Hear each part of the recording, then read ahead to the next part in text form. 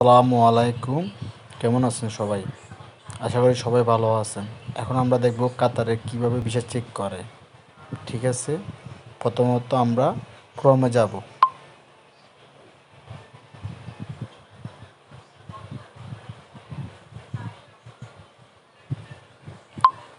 তারপর আমরা লিখব কাতার ভিসা চেক। আমার এখানে লেখা আসছে।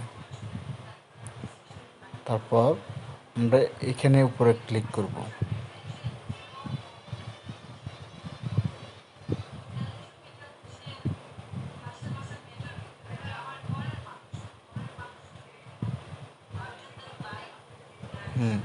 প্রথমত এখানে আসবে। তো আমরা এখন এরকম একটা লেখা আসবে। প্রথমত আমরা কি করব, এখানে ক্লিক করব ভিসা সার্ভিস। আমরা এখানে ক্লিক করব। তারপর আমরা ভিসা ইনকোয়ারি অ্যান্ড প্রিন্টিং এইখানে ক্লিক করব।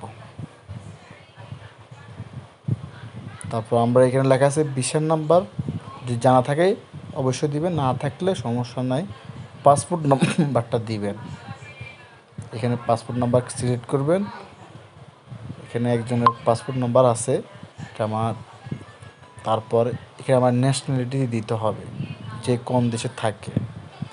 তো উনি বাংলাদেশে থাকে। তারপর এখানে ক্যাপচার দেবেন। এখানে ক্যাপচার আসছে 809। হয়তো আপনাদের আরও কিছু একটা আসতে পারে, তখন আপনার ওইটা সেম টু সেম দিবেন। এখানে লেখা আছে সাবমিট। সাবমিট ক্লিক করবেন। হ্যাঁ, চলে আসছে। দেখেন, এটার বিষয় ইস্যু হচ্ছে